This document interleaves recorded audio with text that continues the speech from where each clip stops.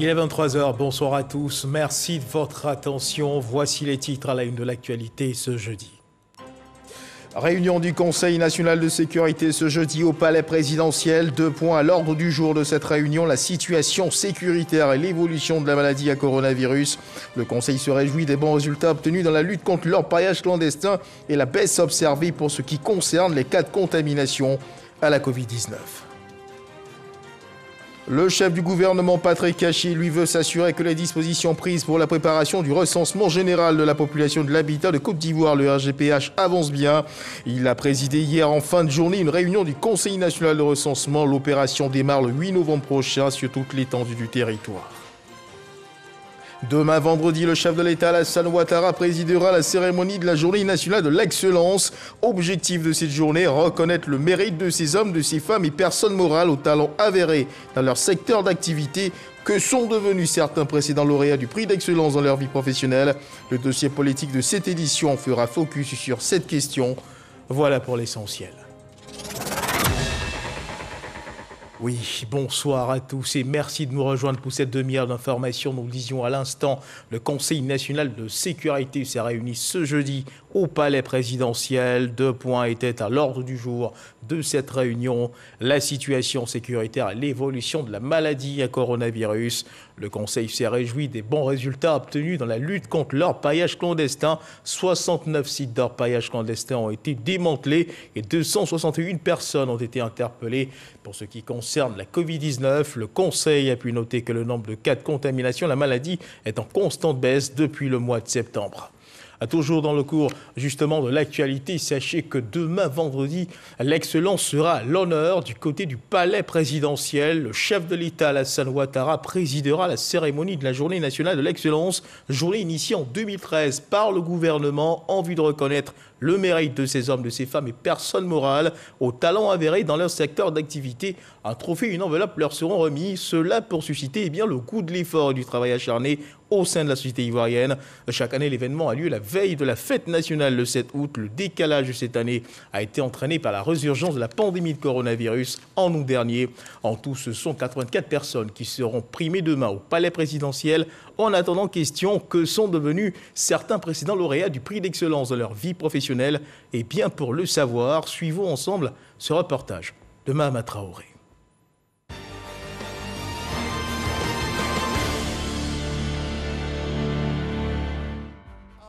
C'est en 2013 que naît la Journée nationale de l'excellence. Sont primées des dizaines de personnes physiques et morales aux talents et mérites reconnus dans divers domaines d'activité. Votre responsabilité est désormais grande, car vous devez demeurer de véritables modèles pour susciter une saine émulation et s'aimer les graines de l'excellence. La cérémonie se déroule généralement la veille de la célébration de la fête nationale. Cette année, elle a été reportée suite à la résurgence de la pandémie à coronavirus.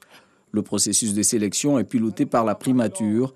Les lauréats sont issus de l'administration publique, du secteur privé et de la société civile. Face à l'incivisme, face aux contre-valeurs, le prix de l'excellence vient pour créer la rupture, le prix de l'excellence vient pour montrer le chemin. Et je pense que c'est un acte à encourager. Cela peut constituer un élément de reconversion des mentalités, aussi bien dans l'administration, aussi bien dans les universités que dans les lycées et collèges en Côte d'Ivoire. Il faut célébrer l'excellence, il faut célébrer le résultat, il faut célébrer la performance. Se surpasser, c'est désormais le maître mot du quotidien de Mabonga Touré Hachette. Directeur de la police des stupéfiants et des drogues, les dizaines de tonnes saisies lui ont valu en 2019 le premier prix d'excellence du meilleur policier. D'autres distinctions ont suivi, de quoi galvaniser au quotidien cette commissaire divisionnaire de police et ses troupes. C'est la quantité la plus importante que vous avez saisie ce mois de juillet qui vient de finir. C'est vrai, on fait les saisies, mais les enquêtes sont très importantes parce que par les enquêtes, on peut démanteler de gros réseaux qui ont peut-être commencé dans notre pays ou qui sont partis de d'autres pays, mais qui transitent chez nous pour retourner vers d'autres pays ou tout simplement pour approvisionner le marché local. Voilà plus de 3 décennies que Casimir Logbi exerce dans l'apprentissage et la conduite automobile. Dans ce domaine, il s'est bâti une réputation de formateur rigoureux. Avec lui, les futurs conducteurs ont impérativement droit à 20 cours sur le code de la route et 15 séances de conduite. Maintenant, comment il faut aborder le sens giratoire? C'est d'ailleurs pour cette rigueur que son auto-école a été primée en 2019, prix d'excellence de la meilleure innovation en mobilité urbaine et sécurité routière. Dans un contexte de récurrence des accidents de la route, le lauréat qu'il est se sent investi de la responsabilité d'interpeller les futurs conducteurs. Même si vous avez la priorité, vous avez vu un chauffard passer au feu rouge, le laissez passer. Et aussi souvent, vous commettez l'erreur. Quand vous mettez votre clignotant, pour vous, c'est un droit. Le clignotant, ce n'est pas un droit. C'est pour dire que vous avertissez votre intention des autres usagers. Mais c'est vous qui devez faire attention parce que c'est vous qui voulez vous engager sur la voie. À la direction générale des marchés publics, le premier responsable enchaîne les séances de travail. Dès demain matin, le comité puisse s'atteler aux différentes tâches qui seront identifiées. Des résultats, rien que des résultats pour améliorer les procédures de passation des marchés publics. Cette exigence est montée d'un cran depuis que le directeur général a raflé un prix d'excellence en 2019. Mériter d'être prix d'excellence nécessite naturellement un certain engagement à faire davantage, à faire mieux dans la recherche de la qualité. Vous ne pouvez plus reculer si vous avez été reconnu excellent. Même si vous ne pouvez pas être très excellent, c'est de faire l'effort de demeurer excellent. Ce défi personnel, Jules Sanson-François le partage au quotidien avec ses collaborateurs, de sorte à susciter une saine émulation. Ce leadership motivant a permis à la Direction générale des marchés publics de glaner d'autres lauriers. Ces exigences qui sont attachées à ce prix d'excellence sont justement partagées au niveau de l'ensemble des collaborateurs du directeur général des marchés publics. C'est-à-dire que c'est davantage de performance, c'est davantage de célérité dans le traitement des délais, parce qu'il faut le savoir, au niveau des marchés publics, la question des délais est fondamentale. Le mérite reconnu peut parfois servir de déclic et même ouvrir la voie à une initiative de grande envergure. C'est le cas de Nestlé Côte d'Ivoire, 3 fois lauréat, sacrée meilleure entreprise éco-citoyenne en 2019. Ce géant de l'agroalimentaire a initié depuis lors un projet novateur de recyclage des déchets plastiques, du gagnant-gagnant à la fois pour l'environnement, les start-up et les communautés. Avec la Covid, on s'était donné un objectif de collecter 455 tonnes à travers ces 3 projets et nous avons collecté 585 tonnes. Donc on a dépassé l'objectif, recycler 100% de ces déchets-là, créer plus de 50 emplois. Et cette année, déjà en 6 mois, nous avons collecté 435 tonnes de janvier à juin de plastique qui sont recyclés déjà à 80% à ce jour-là où je vous parle. Donc voilà, et grâce à ce projet, cette année seulement, nous avons sensibilisé 38 886 citoyens ivoiriens à l'engagement responsable face au plastique. Sa nature physique n'a pas eu raison de sa passion pour la peinture. Mieux, Adamo peut se targuer d'avoir raflé en 2016 le premier prix d'excellence des arts visuels.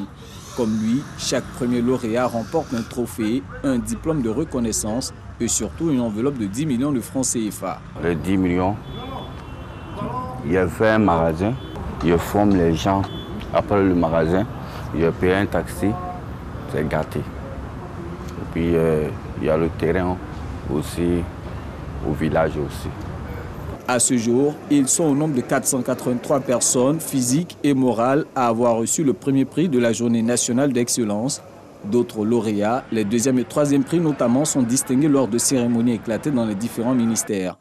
Pour ce politologue, les critères de sélection des lauréats gagneraient à être améliorés afin de maintenir cette dynamique d'excellence dans la société ivoirienne. Il serait intéressant qu'il y ait une démocratisation du choix des lauréats. C'est-à-dire, est-ce qu'il ne serait pas possible d'avoir une participation plus élargie des Ivoiriens dans le choix des lauréats? Je pense que cela donnerait peut-être justement un aspect plus participatif, un aspect plus démocratique au choix des lauréats. Reporté en 2021 pour cause de coronavirus, cette 8e édition de la Journée nationale d'excellence va célébrer 84 champions.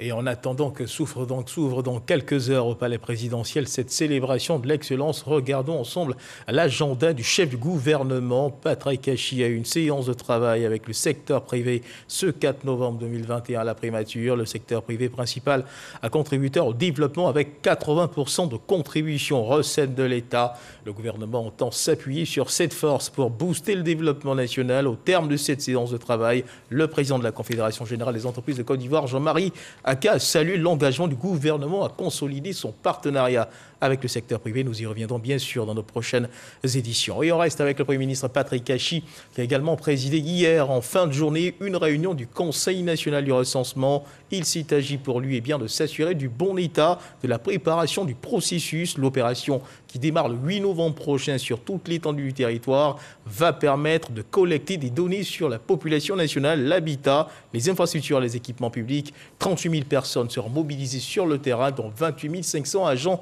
recenseurs pour une enveloppe de plus de 23 milliards de francs CFA. Alexis Ouedraogo. À la table de séance ce mercredi, le Conseil national de recensement. Les ministres engagés pour la bonne conduite de l'opération qui démarre le 8 novembre prochain passent en revue auprès du Premier ministre les derniers éléments à parfaire. Le gouvernement est prêt.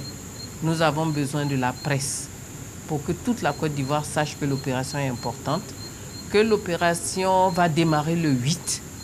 C'est une date qui est à présent figée et qu'il est important que chacune et chacun se fasse recenser gratuitement et que nos agents recenseurs sont des agents qui ont été vaccinés, que nos agents recenseurs seront protégés, ils seront assez reconnaissables et ils seront protégés pour la sécurité des personnes qui seront interrogées.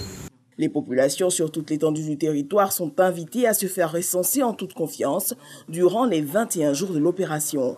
Ce nouveau recensement général de la population est le 5e organisé par le pays. Et justement, pour que ce 5e recensement général de la population de l'habitat de Côte d'Ivoire, RGPH 2021, connaisse un franc succès, le ministre de la Communication exhorte les journalistes à se l'approprier en s'impliquant dans la sensibilisation des populations, une contribution très attendue des journalistes pour l'atteinte des objectifs visés par cette opération de dénombrement de la population nationale de collecte de données sur l'habitat, les infrastructures, les équipements publics. Walter Amadou Ouattara. Salle de conférence du 8e étage de l'immeuble Siam dans la commune du Plateau.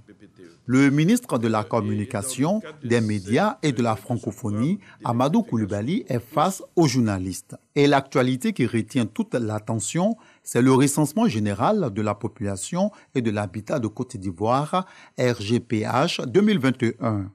Le président de la République s'est engagé à offrir aux Ivoiriens une Côte d'Ivoire solidaire. Une Côte d'Ivoire dans laquelle aucun Ivoirien, où qu'il se trouve, quel qu'il soit, quelles que soient ses opinions, ne doit être oublié dans l'amélioration des conditions de vie des populations ivoiriennes.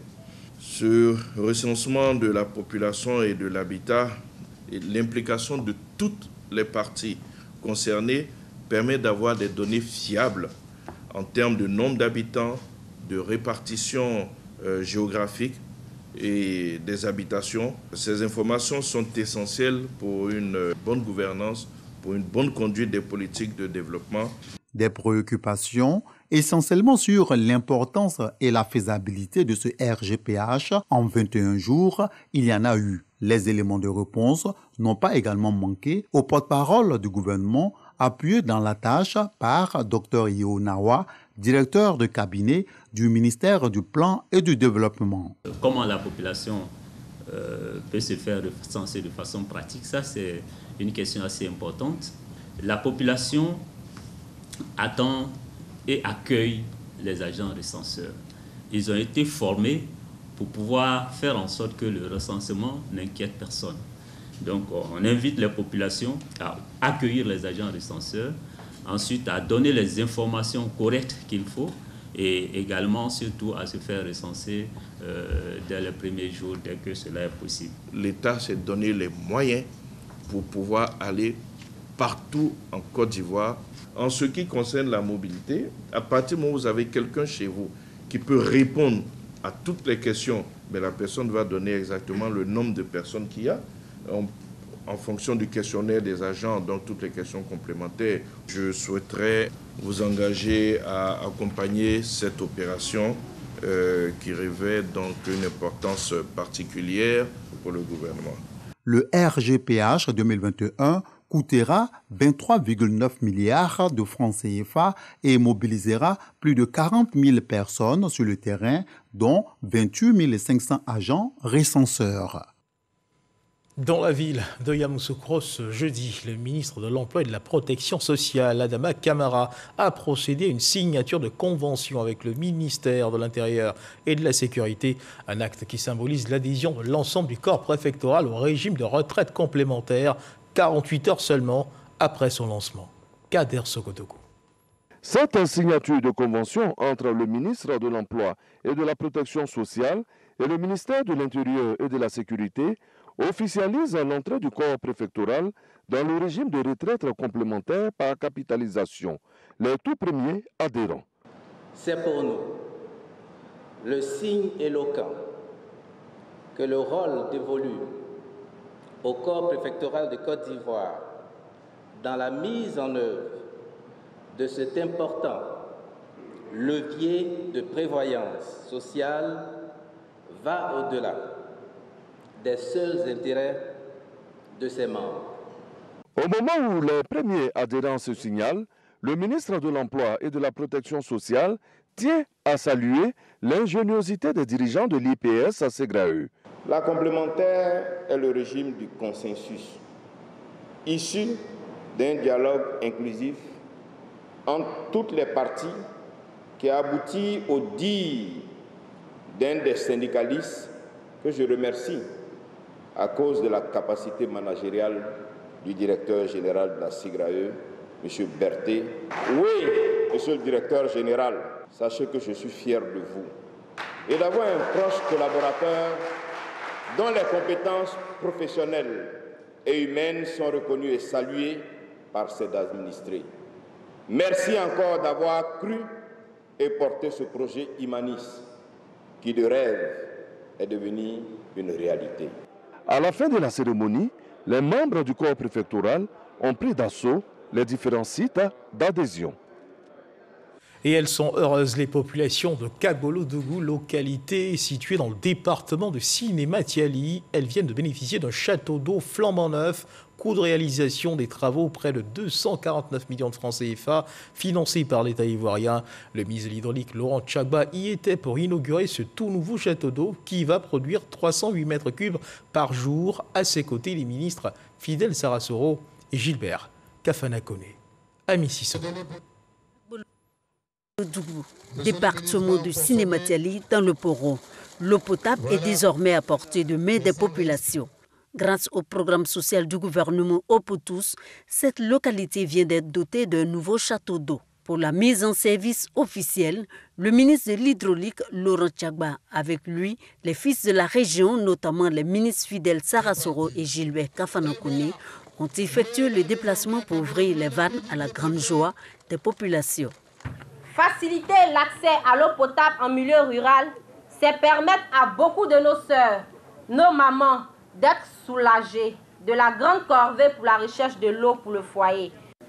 Avec cette infrastructure, monsieur le ministre, vous allégez les souffrances de nos populations et en rajoutez à leur longévité. Ce projet a coûté 249 millions de francs CFA, entièrement financé par l'État ivoirien à travers le Trésor public. Il va permettre de produire 308 mètres cubes d'eau par jour pour un besoin journalier de 71 mètres cubes d'eau, soit un excédent de 127 mètres cubes d'eau par jour. Nous avons réalisé un système complet d'adduction dont les travaux ont consisté en la construction d'un château d'eau de 50 mètres cubes sur une hauteur de 15 mètres. Avec l'extension de la sous-préfecture, nous avons pris des dispositions pour que très rapidement le réseau connaisse une extension. Et cette extension sera couplée d'une bâche qui pourra permettre de garantir l'accès à l'eau potable des populations de Kagbolodugou jusqu'en 2035. Ce sont environ 5000 habitants de Kabolodougou qui ont actuellement de l'eau potable sans interruption. Et on ne le dira jamais assez, il faut continuer de rester vigilant. La Covid-19 est encore présente dans le pays. À suivre l'évolution de la maladie en Côte d'Ivoire.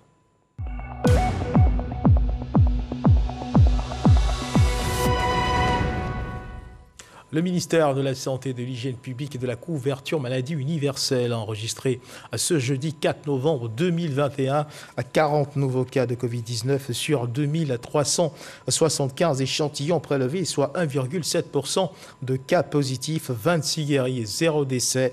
À la date du 4 novembre 2021, la Côte d'Ivoire, notre pays, compte donc 61 370 cas confirmés, dont 60 145 personnes guéries, 696 décès et 530 cas actifs. Le nombre total d'échantillons est de 1 98 651 le 3 novembre. 41 471 doses de vaccins ont été administrées, soit un total de 3 435 461 doses du 1er mars au 3 novembre. Le ministre de la Santé, de l'Hygiène publique, de la couverture maladie universelle invite toutes les personnes âgées de plus de 18 ans à se faire vacciner dans les centres de vaccination.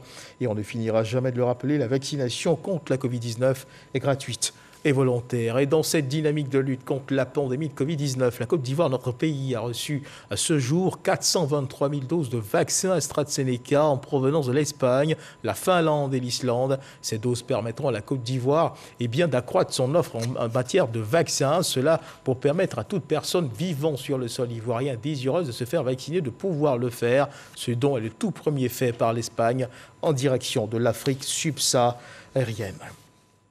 Ce qu'il faut également savoir, c'est que dans l'actualité internationale, un nouvel engagement pour lutter contre le réchauffement climatique a été pris lors de la COP26 qui se tient à Glasgow, au Royaume-Uni.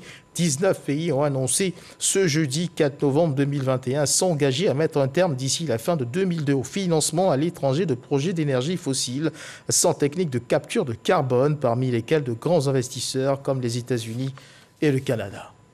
Et juste avant de refermer les pages de cette édition, rappelons que le Conseil de sécurité s'est réuni ce jeudi au Palais présidentiel et que 2 points étaient à l'ordre du jour de cette réunion, la situation sécuritaire et l'évolution de la maladie à coronavirus. Le Conseil s'est réjoui, rappelons-le, des bons résultats obtenus dans la lutte contre l'orpaillage clandestin. Et rappelons-le, 69 sites d'orpaillage clandestin ont été démantelés et 261 personnes ont été interpellées. Pour ce qui concerne la Covid, le Conseil a pu noter que le nombre de cas est en constante baisse depuis le mois de septembre. Voilà qui marque la fin de cette édition. Merci de nous avoir suivis. Agréable à fin de soirée. Dieu garde la Côte d'Ivoire.